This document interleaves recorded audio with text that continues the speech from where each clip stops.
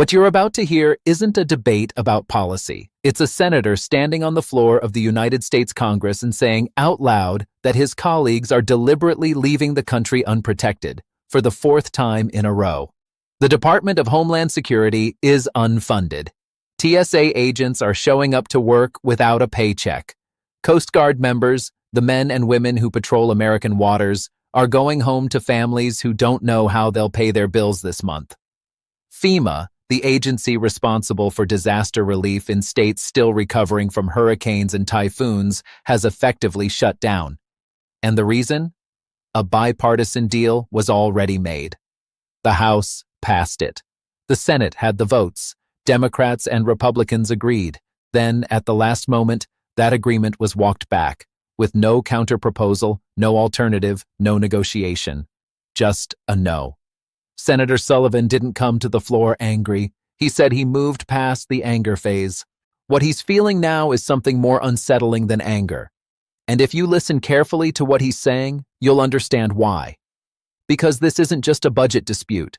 This is a pattern. And patterns left unchecked become precedents. Let's talk about... Well, thank you very much. I have a different view of things. Really appreciate the hearing. Obama deported 3 million people. I don't think all of them were criminals. They didn't use judicial warrants. What you're trying to do is make it impossible to deport people. If you have to go to a judge and get a judicial warrant to deport somebody, you effectively destroy the ability to deport. You're denying Trump the same system you are giving Obama. This hearing to me is stunning. I'm so glad we had it. You're all in on sanctuary city policy.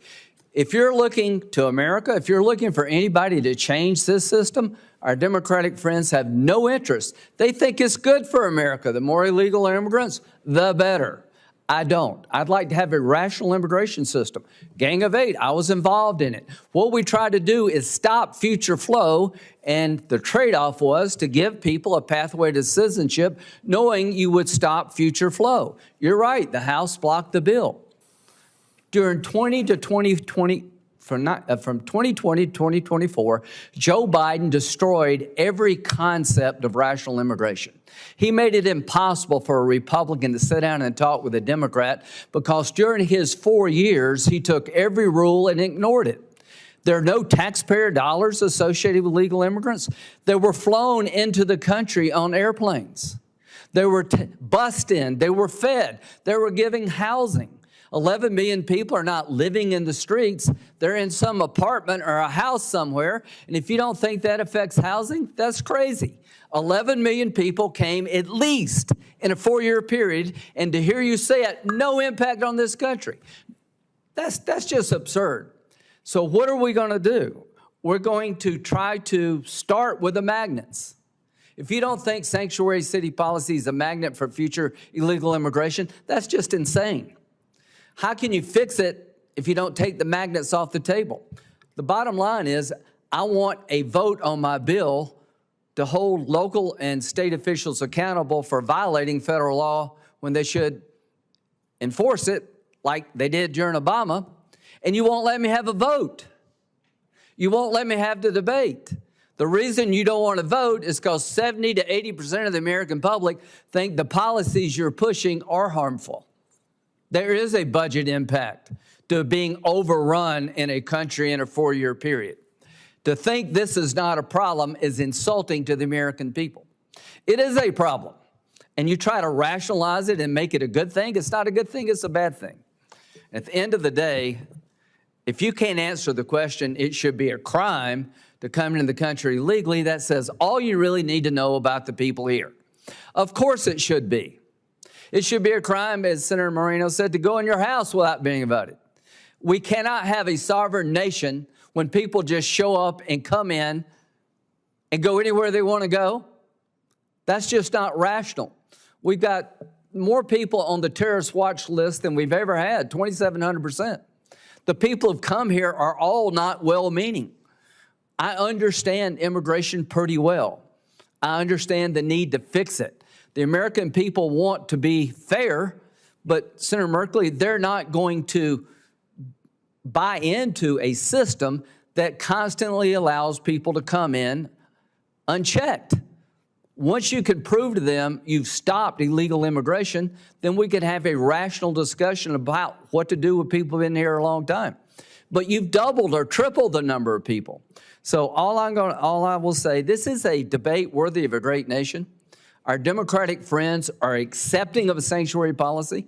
They don't think it's a problem. I do. Let's have a debate. Let's have a vote. This will be good for the country going into 2026 as to who should be in charge of controlling our borders and enforcing law. This administration is enforcing the law. The prior administration obliterated the law. Thank you very much to all of you for coming. I appreciate your time and attention. Senator Merkley, thank you. The hearing is adjourned. And, one second. I want to introduce a statement. Yeah, you can finish up. Donald Rosenberg was unable to be here. I'd like to put his statement in the record. He represents victims of legal alien crime. Without objection, I'd like to introduce his statement, if that's okay. Is that okay? Yes. Thank you. I want to thank our witnesses for appearing for the committee. You want to finish your thought? Go ahead.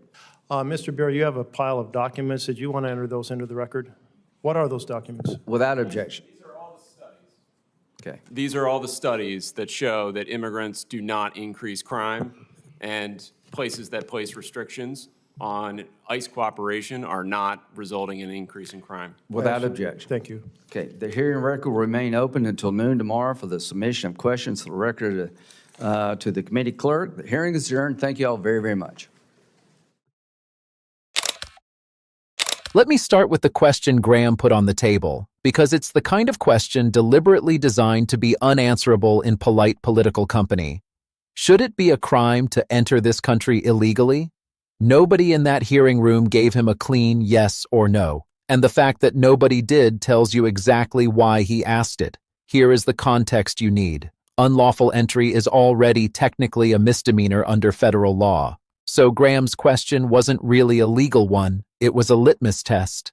He was asking his colleagues to publicly own a position and exposing the gap between what politicians say in private and what they'll defend on camera.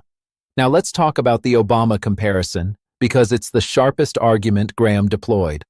Obama's administration deported approximately 3 million people over 8 years, without the judicial warrants that Democrats are now demanding. That inconsistency is real. And inconsistency is the thing that erodes public trust faster than almost anything else in politics. If a standard wasn't required under the last Democratic president, the burden is on Democrats to explain why it's suddenly non-negotiable now. But Graham's argument, while rhetorically effective, is collapsing two separate debates into one. The first is whether illegal immigration is a problem. On that, polling is clear. Most Americans believe it is. The second is what legal constraints should govern enforcement. Those are not the same question. You can believe illegal immigration is serious and simultaneously believe that individuals have due process rights before the government removes them. Graham is implying that anyone who insists on judicial oversight must therefore support open borders. That is not logic. That is a political move.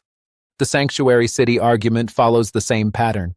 Graham calls it a magnet for future illegal immigration.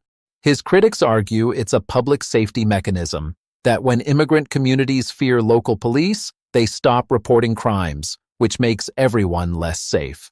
The evidence on this is genuinely mixed. The Democratic senator entered a stack of studies into the record for exactly that reason. Dismissing that data as rationalization doesn't make the question disappear. What Graham got exactly right is the housing and economic impact argument. 11 million people entering a country in 4 years does not happen without consequences. Housing markets, labor markets, public services, these systems absorb population increases imperfectly. To claim zero economic impact is not a defensible position. The real debate isn't whether there was an impact. It's how to weigh that impact against humanitarian obligations and the complexity of removing people who have built lives here over years or decades. Graham ended by framing this as a debate that will define the next election. He's probably right about that politically. But framing every policy question as an electoral weapon is precisely what prevents serious reform. The kind Graham himself said he wanted when he helped write the Gang of Eight bill. He knows what a real immigration deal requires. He knows it demands compromise that neither base will applaud. The border matters. Nobody serious disputes that. The question is whether anyone in that room is actually willing to pay the political price of fixing it. Based on what I watched today, I'm not sure the answer is yes.